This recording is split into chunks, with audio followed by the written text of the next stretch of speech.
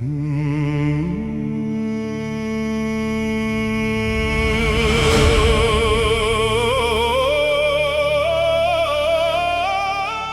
was born on the 23rd of September in the year 63 before Christ, in the Palatine Hill quarter of Rome, under the first light of dawn. My name was Gaius Octavius Thurinus, son of Gaius Octavius and Asia, the niece of the mighty Julius Caesar.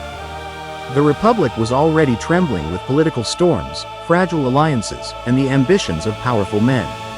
My father, a respected senator, passed away when I was only 4 years old, leaving my devoted mother and grandmother Julia to raise me amid the shadows of greatness.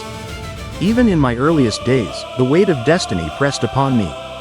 I recall the warmth of the hearth where my grandmother shared ancient tales of Roman heroes, igniting a quiet fire in my young soul. Those tender yet lonely moments taught me the first lessons of resilience and ambition. The loss of my father carved a deep determination within me. My childhood unfolded between the modest comforts of Velitrae and the bustling heart of Rome. Without a father's guiding hand, I relied on the discipline of my mother and the wisdom of my grandmother. At just 12 years old, I stood before a mourning crowd to deliver the funeral oration for my grandmother Julia. My voice trembled, yet my heart burned with purpose. Julius Caesar himself took notice of me. Despite my frail health, he invited me on military campaigns. I crossed stormy seas and dangerous territories to join him in Spain, proving my resolve through sheer willpower. Illness often confined me to quiet rooms, where fevered dreams of commanding legions filled my nights. The shocking assassination of Caesar when I was 18 shattered my world like thunder. When I learned that his will named me his primary heir and adopted son, everything transformed. I was no longer merely young Gaius Octavius. I became the son of Caesar, burdened with the sacred duty to avenge him and restore order to a fractured republic. Those early years stripped away my innocence and forged an unbreakable sense of purpose. In my teenage years, I immersed myself in the study of rhetoric, philosophy, and the arts of war in Apollonia. The devastating news of Caesar's murder struck like a bolt. I returned to Rome immediately, boldly claiming my inheritance against powerful opposition. At 19, using my own resources and initiative, I raised a private army to defend the Republic from tyranny. The formation of the Second Triumvirate with Mark Antony and Lepidus allowed us to pursue justice against the assassins. Though plagued by illness, I played my part in the decisive victory at Philippi against Brutus and Cassius. Those turbulent years tested every limit of my body and spirit: battles, political betrayals, and the heavy cost of ambition. I learned that true power required not only courage in arms but also patience, strategy, and cunning. The Perusine War and growing tensions with Antony's faction further hardened my resolve. My youthful idealism gradually evolved into a calculated, mature determination. My youth became a relentless forge of conflict and ambition for ultimate supremacy. The fragile alliance with Mark Antony crumbled as he aligned himself with Cleopatra and the wealth of Egypt. I positioned myself as the true defender of Roman traditions against foreign influence. The monumental naval Battle of Actium in 31 before Christ marked my greatest triumph. With the brilliant leadership of my loyal friend Agrippa, our fleets crushed the enemy forces. The defeat of Antony and Cleopatra left me as the unchallenged master of the Roman world. In victory, I chose mercy for many citizens who sought pardon, demonstrating that strength could coexist with wisdom. Returning to Rome, I began the colossal work of healing a republic exhausted by decades of civil war.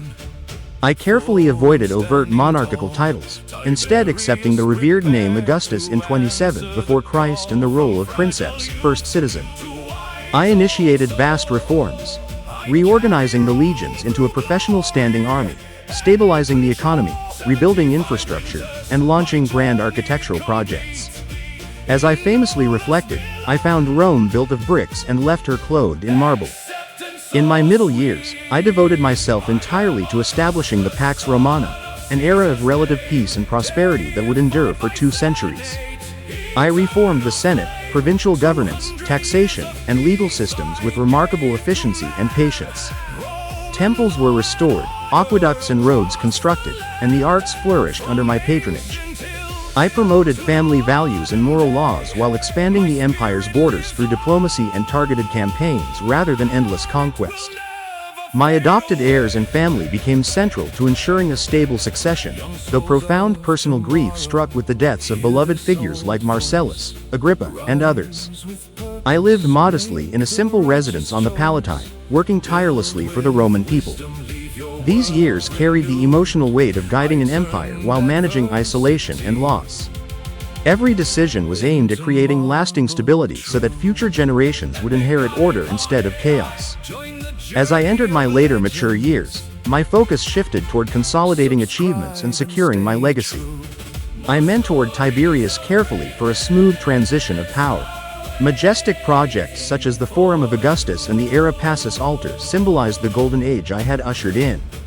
I traveled across provinces, inspected frontiers, and maintained a delicate balance, preserving republican appearances while holding real authority. My health gradually declined, yet my mind remained sharp and visionary. In quiet moments, I reflected on my extraordinary journey from a delicate boy to the ruler of the known world. I spared no effort to strengthen Rome with improved roads, a professional military, a fairer justice system, and a vibrant cultural renaissance. The burdens of leadership taught me that genuine greatness lies in service and foresight, not mere domination. In old age, I confronted mortality with quiet dignity and acceptance. At 75 years old, my body weakened, but my spirit remained devoted to the empire I had built. I spent my final days at my villa in Nola, surrounded by close family and loyal advisors, reflecting on a life filled with triumphs, sacrifices, and profound responsibilities. The empire stood stable, prosperous, and vast. I had successfully transformed decades of civil war into enduring order and opportunity. Those peaceful yet contemplative days filled me with pride in what we had collectively achieved. On the 19th of August in the year 14 after Christ, at the age of 75 in Nola, I passed from this world. My last thoughts pondered the comedy of life and whether I had played my role well. The Senate deified me, granting me a place among the gods of Rome. Beyond my lifetime, my true legacy unfolded across centuries. I founded the Roman Empire, which brought the Pax Romana, 200 years of unprecedented peace and stability across the Mediterranean world. This era allowed trade, culture, and ideas to flourish. My institutional reforms created a professional civil service, a standing army, and a sophisticated legal framework based on justice and precedent. Roman law, which I helped shape and stabilize, became the foundation for many modern legal systems in Europe and beyond. Culturally, I patronized the arts, literature, and architecture. The golden age of Roman poetry and engineering emerged under my rule. The empire I established spread Roman roads, aqueducts, cities, language, and governance models across 3 continents. Latin evolved into the Romance languages spoken by hundreds of millions today. Roman engineering and urban planning still influence modern cities. Institutionally, the model of centralized yet balanced authority I pioneered shaped empires and republics for millennia, from the Byzantine continuation to the Holy Roman Empire, and even echoes in modern democratic principles. My emphasis on stability, moral order, and public welfare contributed to the preservation and transmission of Greek and Roman knowledge through the Middle Ages, fueling the Renaissance and the birth of Western civilization. The Roman culture I helped solidify, with its values of duty, citizenship, innovation, and resilience, continues to shape human progress. From the calendar we still use in modified form to concepts of republican governance, engineering marvels, and the ideal of a unified legal order under peace, my life's work echoes in today's world. I turned adversity into enduring structure. Young souls of future ages, hear an old man to whom old men once listened. Rise with purpose, build with wisdom, and leave your world stronger, more just, and more beautiful than you found it. Epic Icon AI. Join the eternal journey of legends. Subscribe and witness more transformative stories that shaped humanity. Forum standing tall, Tiberius prepared to answer the call. From fragile youth to wise old soul, I carried Rome through glory and control. 75 winters, my journey complete. In Nola's villa, acceptance so sweet. I am Augustus, son of Caesar's name, deified by Senate, eternal flame. 200 years of peace I gave to man, Roman law and order across the land, from ancient hills to the modern day. My spirit lives on, it will never fade away.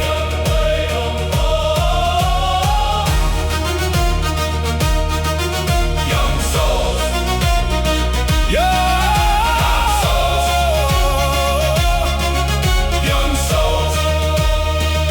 young souls of tomorrow, hear this old voice. Rise with purpose, make the righteous choice. Build with wisdom, leave your world renewed. I turned adversity into marble. True, true, true, true, true. Epic icon AI.